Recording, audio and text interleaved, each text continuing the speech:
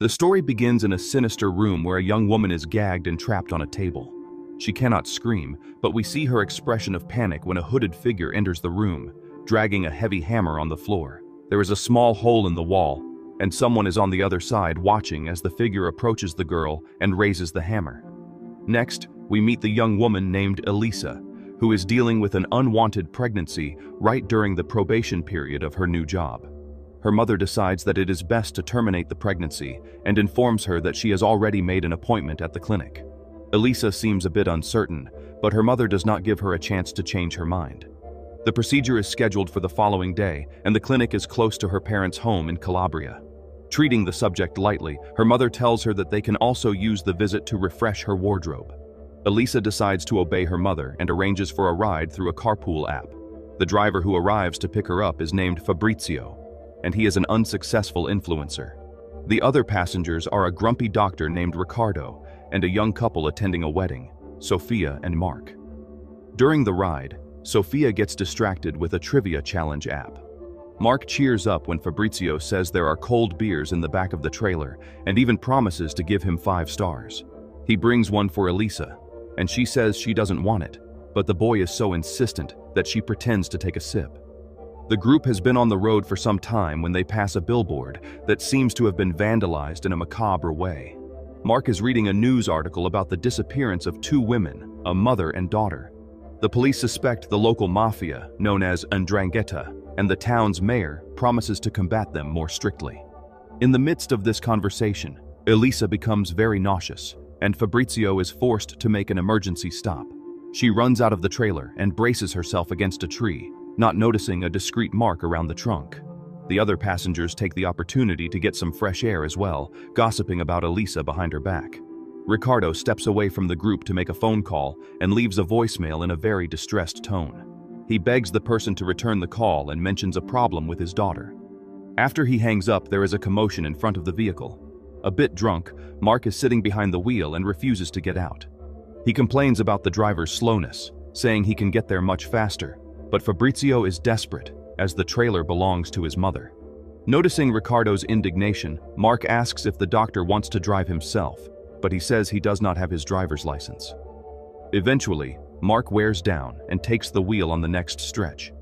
At night, the passengers fall asleep while Fabrizio keeps him company, and they start talking.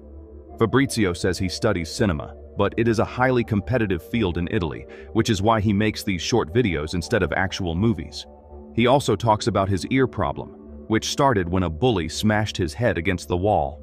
Mark confesses that he was the bully in school and always took that brutality as a joke until one day someone got seriously hurt.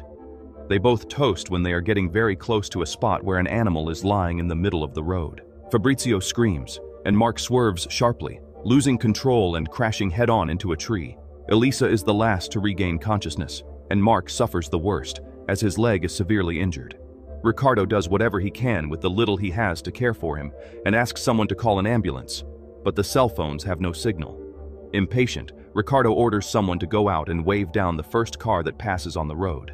They all get chills when Elisa looks out the window and incredulously states that there is no road. Coming down from the trailer one by one, the others confirm what she said.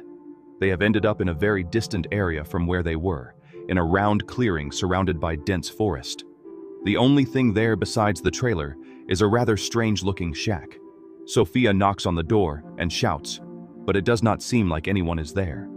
Everyone returns to the trailer, and Ricardo tries to start it unsuccessfully. Mark does not believe the others when they explain that the road has vanished. He swears he hit a tree just a few meters from the shoulder, and it is impossible that the trailer has moved on its own. More and more furious with the kids' mishaps, Ricardo decides to walk in a straight line until he finds something that is not just a bunch of trees. Fabrizio suggests that he head south, and the doctor is a bit surprised by the boy's sense of direction. In the trailer, Elisa tries to send messages to her mother, but she cannot connect. Sophia comes to sit with her, and the two talk a bit. The girl says she has a 3D jewelry printing business, and Elisa explains that she is an intern at a consulting firm. In the forest, Fabrizio accompanies Ricardo on the walk, even against his will. Admitting he overheard the phone call earlier, he asks about his daughter. Ricardo says her name is Alma, but cuts the subject off firmly and changes the subject, stating that they should have at least seen the road by now. Fabrizio comments on a story where characters get trapped in a repetitive limbo, condemned to perform the same actions over and over without stopping. He is still explaining the story when the two suddenly stop, apparently haunted by the same thing. Meanwhile, Elisa looks out the trailer window and sees that the shack's door is now open. She tries to warn Sofia, but she is dozing off next to Mark. Ricardo and Fabrizio are still shocked by what they found, a sort of malignant altar made with logs and tree branches. At the top, 3 scarecrows have been erected, each wearing a red cloak. A sign right in the middle states that they are the 3 Knights of Honor. Beneath them is a series of stakes pierced into the ground, with the heads of various animals at the tips. Ricardo asks if that could be some sort of satanic ritual, but Fabrizio prefers not to stick around to find out and shows the other that the blood is still fresh. At the same time, Elisa decides to enter the shack. One of the walls is covered with old photographs where everyone is wearing a sort of animalistic mask with a pair of horns. She gets startled when a door slams at the end of the hallway and goes up to see what is on the other side. The room is a kind of altar, and the candles on the floor are still lit. When the others arrive, Fabrizio explains that this has to do with the legend of Osso, Mastroso, and Carcagnoso. A long time ago, these 3 brothers came from beyond to satisfy the hunger of a village in exchange for a sacrifice. The peasants who accepted the deal were never the same again, and the village became the flock of the 3 demons. Sofia does not believe in the supernatural and thinks someone is trying to scare the group. Since it is getting late, Ricardo suggests they spend the night in the vehicle and try to seek help the next day. In the middle of the night, Fabrizio goes a little ways off to relieve himself and realizes that this was a great mistake. As the fog drifts through the trees, it reveals a pair of figures dressed like the people in the photos, even with the masks. Without noticing his absence, Ricardo watches videos of his daughter Alma with an emotional expression. Suddenly, a woman's scream seems to come from the shack, and Sofia heads over there with Elisa. As there is no one downstairs, she pulls the hatch in the ceiling to go up to the attic. Ricardo watches from inside the trailer, waiting for the two to return, and almost dies of fright when Fabrizio suddenly appears.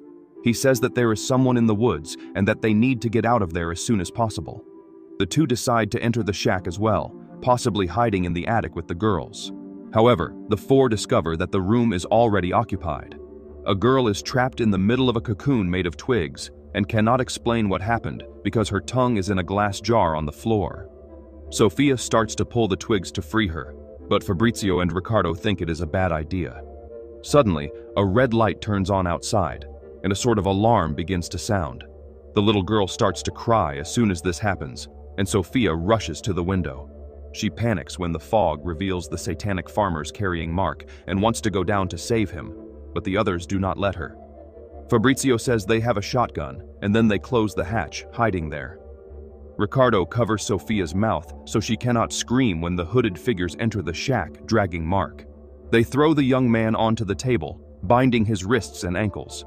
One of them turns on a tape player, while the other brings the hammer down on each of Mark's feet, making him roar in pain. Next, a sinister contraption is positioned above his head, and someone starts turning the crank, lowering 2 sharp points toward his eyes. Everyone is horrified by the screams as the crank continues turning until the end. Then the music stops, and the lights go out.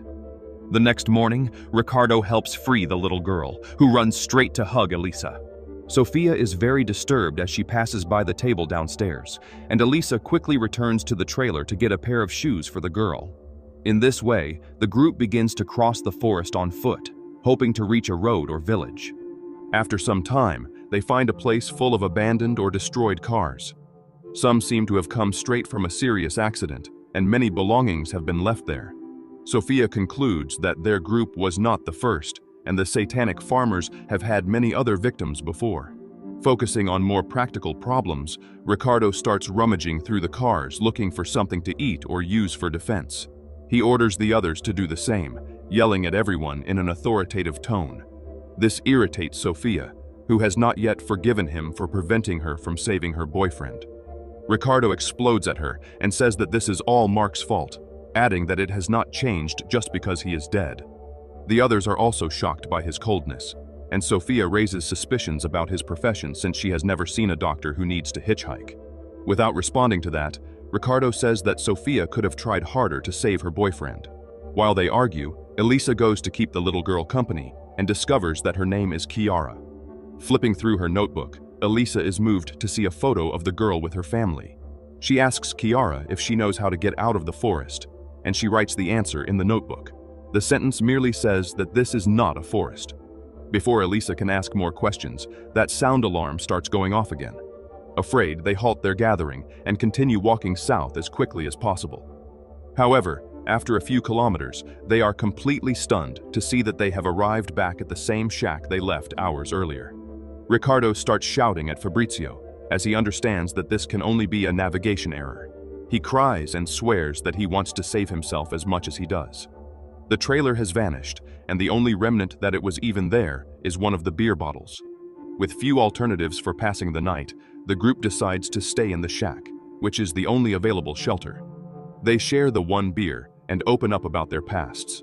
Ricardo admits he lost his license due to a medical error that also caused his divorce, and now his ex-wife does not let him see his daughter.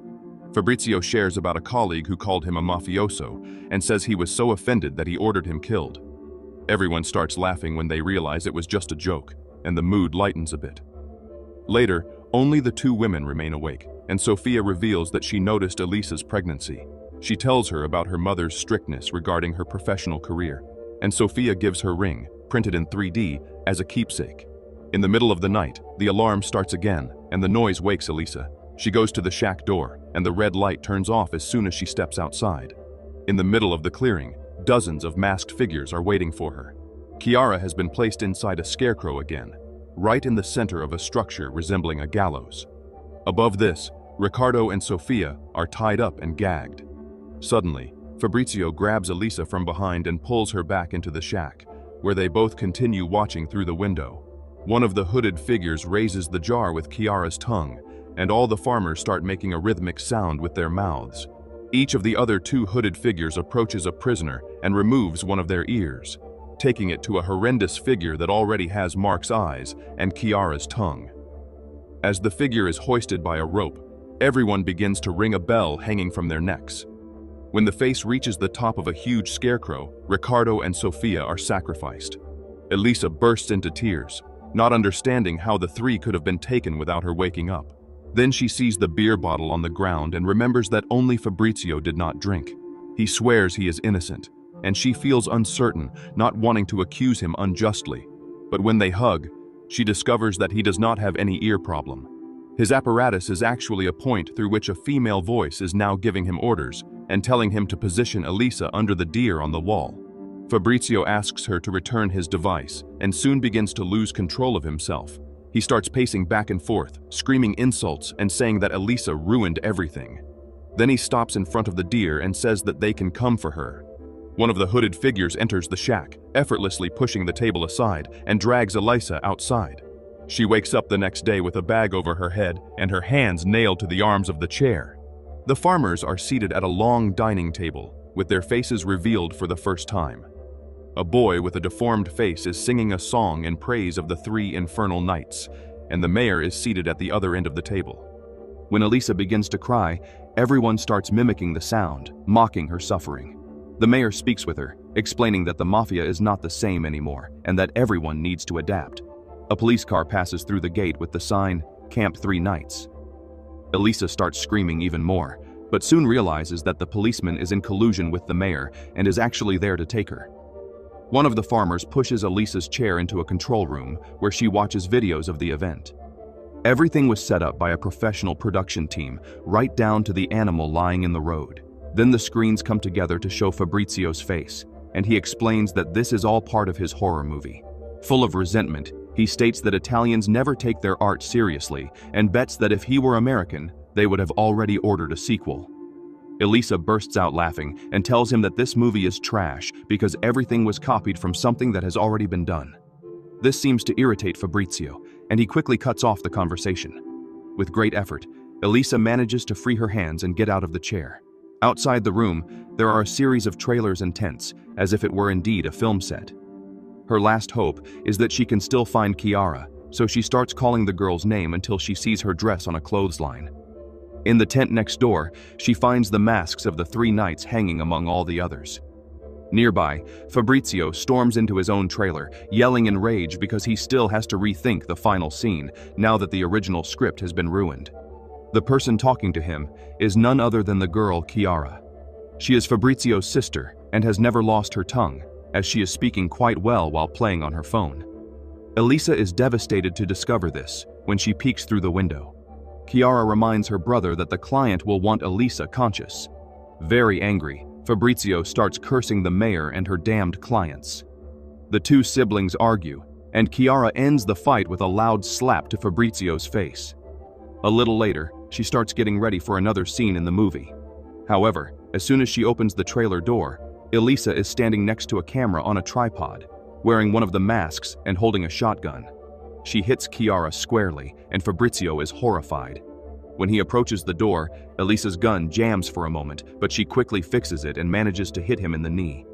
Screaming in pain, he starts crawling on the floor, trying to warn someone that the main character has escaped. Elisa adjusts the camera to avoid missing the scene and goes after the director.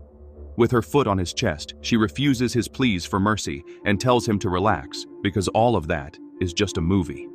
Fabrizio starts cursing her again, and she silences him by pulling the trigger. After that, she looks at the camera and announces that this is the correct ending. Without Fabrizio to redirect the course like last time, she resumes her plan to walk in the same direction until she finds the limits of the forest. Upon hearing the sound of a twig snapping, she quickly turns around and points the gun at a little boy in swim gear. He flees in fear, and she drops the shotgun, running after him full of hope. As she suspected, this boy is with his family at a nearby beach and snuck into the woods. Following in his footsteps, she finally exits the secret part of the forest, marked as a military zone to deter curious onlookers. The beach is crowded, and the sunbathers find Elisa's appearance odd, filming everything with their phones.